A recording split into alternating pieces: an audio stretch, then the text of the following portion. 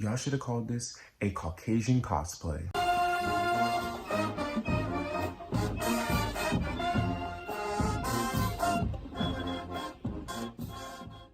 Hey y'all, it's Deuce and welcome back to the channel. Today we're doing an after show, which means after the show we talk about it for season 1 of episode 5 of Lovecraft Country, A Strange Case, which like I said earlier, it should have been called a Caucasian cosplay because that's what it was predominantly.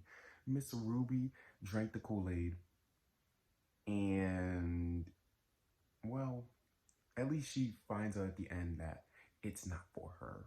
But before we get into that, y'all should check out my other after shows and my other content, like the outlet where I put you on the other black content on YouTube and all that other good stuff. But yeah, let's get into the tea because there's a lot of it. Scenes of interest. Or is it gonna be like this? I don't know. Point is scenes of interest. And y'all, there's a lot to talk about. First of all, that opening scene where she wakes up as a white woman, that right there is terrifying. That right there is terrifying. Could you imagine becoming an inferior? Let me stop. I say inferior, but she really worked that white privilege this episode. She really did. Okay, she got stuff for free. She stopped the boy from getting police brutality. What else? Oh, she got a job. She said she would have never gotten. Okay. But yeah, that opening scene was very wild.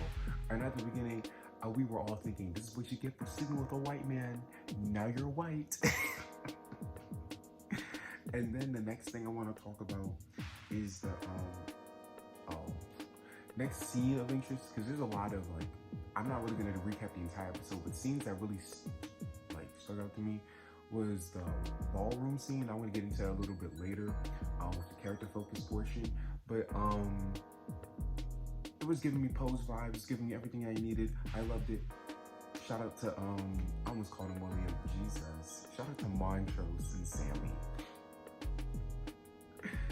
Next scene of interest was when it was like the break time, whatever, and the white ladies were talking.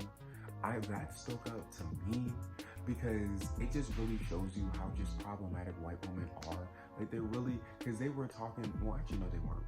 No, they weren't. Because I feel like this would have been a time where the white women would talk about how they don't like how men treat them, but this really wasn't about that. It was just about how they don't like black people. Woo. We love it. And then the next one was when she was an undercover maid and she stuck herself in that closet.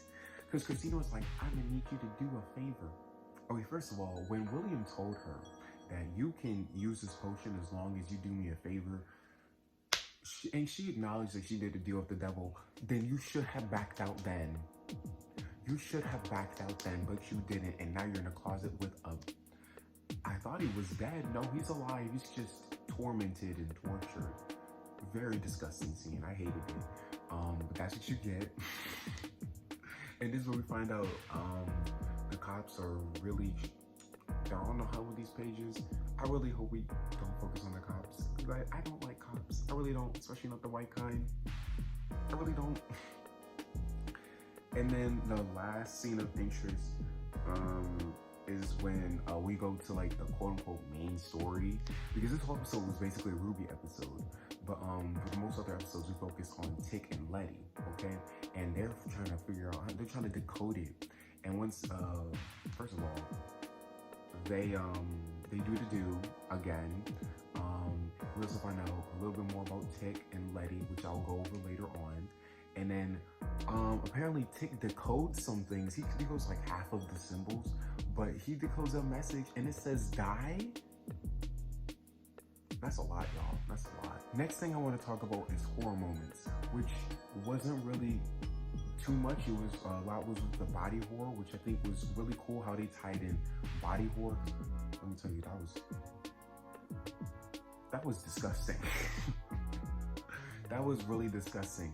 Because that's what body horror is. It like really, because like it's something so like, your body is so personal to you. So when you see something like that, it really, what's it called? Elicit such a visceral reaction. I'm like, do you see them things moving around in there? Like, what is happening? Ugh. But that was like the main thing. Besides that, when I was saying like I would be horrified if I woke up as a white man.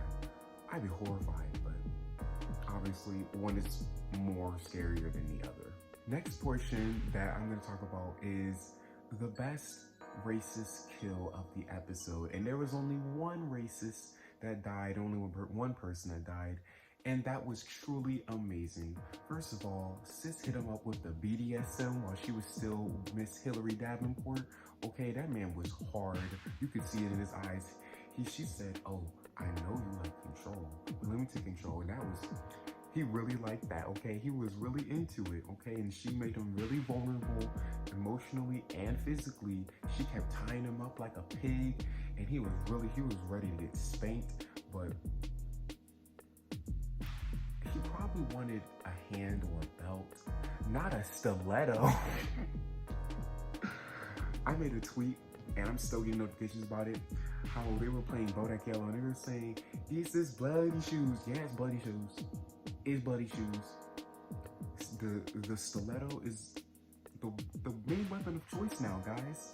And now Bodak Yellow is the anthem of us defeating white supremacy. So this is recorded after the fact because I can't believe I wrote it down, but I forgot to say it.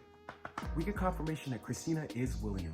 And I never said in my videos, but I've seen a lot of theories about it, and it makes sense. First of all, you guys say you're dating each other, but you guys are never seen together.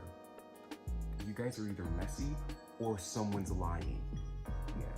And then the other thing that made a lot of sense is that as soon as they just look similar, I didn't really think they looked too similar, but I also wasn't really paying attention to their faces that much.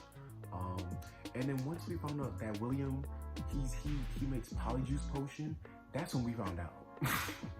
I was like, okay, so yeah, Christina is definitely William. And they confirmed at the end of the episode with that disgusting body war scene. Disgusting. And it's funny because Ruby's initial reaction is that she was like, really, you was him the entire time? Now, when someone brought up, she was like, oh my gosh, it's confirmed that Christina is queer because she's dating men and women or whatever. Men and women, because she's dating a woman and she's really a woman. And I'm sitting here like, no, Christina is a sociopath. I think she just dates whoever to get whatever advantage that she needs. I don't think she actually has a romantic interest in anybody at all, but that's just me. But yeah, we learned a lot about Christina. So yeah, which makes sense because she's always says, they say you can only be a man.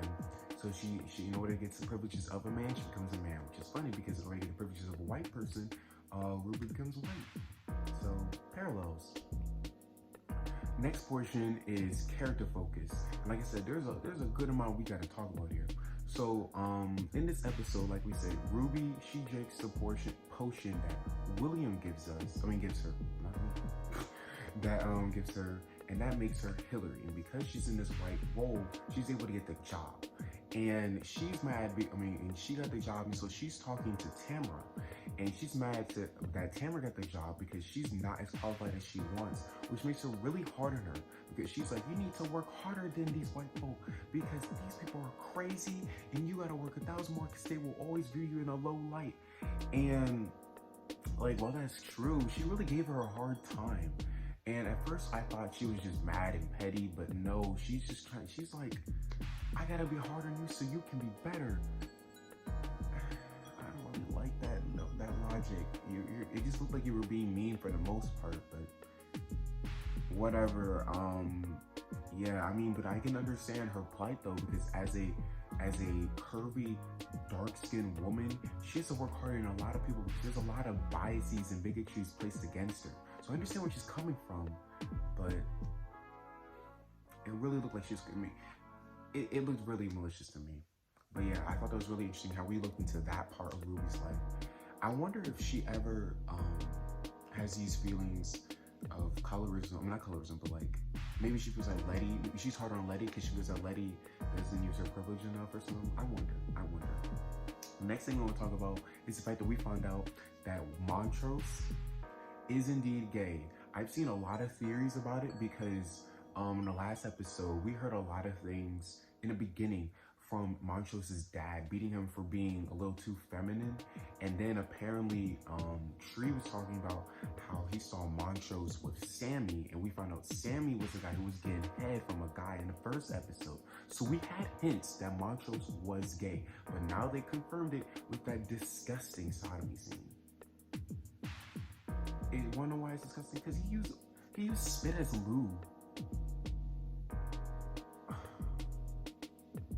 You know, I was gonna celebrate he's on the winning team, but no. My butt hurt just looking at that.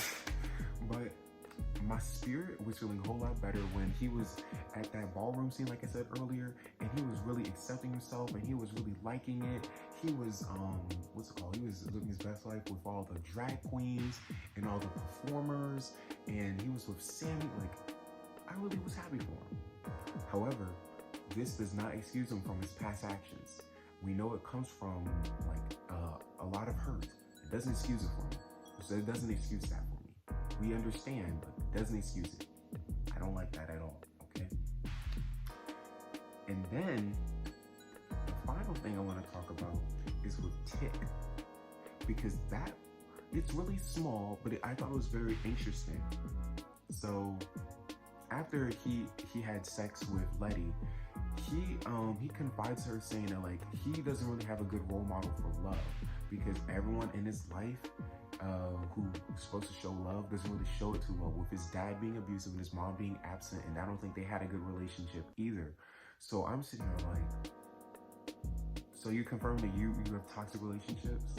And so he basically, because the problem that arose is that Letty was like, when we were like rekindling, you told me you were thinking of going to Florida, and that really hurt her, because yeah, that would hurt you. Like you're establishing good connections with someone and they're just gonna leave you. Who are you? Nate from Insecure? I'm just kidding, because Nate at least had mental health problems. Okay, you just, I don't know, Tick.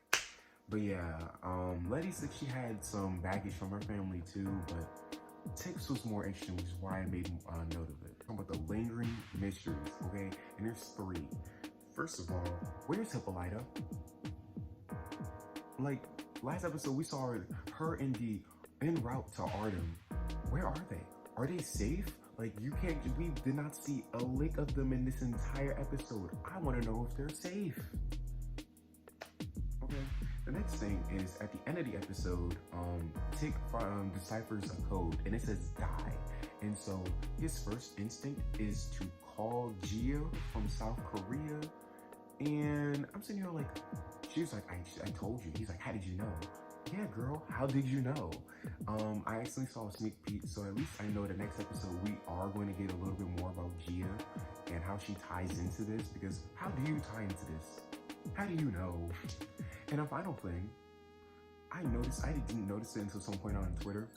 So Hillary Davenport, you know, the person that Ruby pretended to be, the skin that she used was the same skin, it's the same person that was the sheriff for Artem, with the dogs that tried to kill, they're talking about black people are bears. It's the same person. So what happened? Like, someone said necromancy. Is that what's happening? Someone said clones. Like, what's going on? But yeah, that's all I gotta say for this episode. I actually was able to get all 5 portions, so I hope y'all really enjoyed this breakdown and how we went to certain things.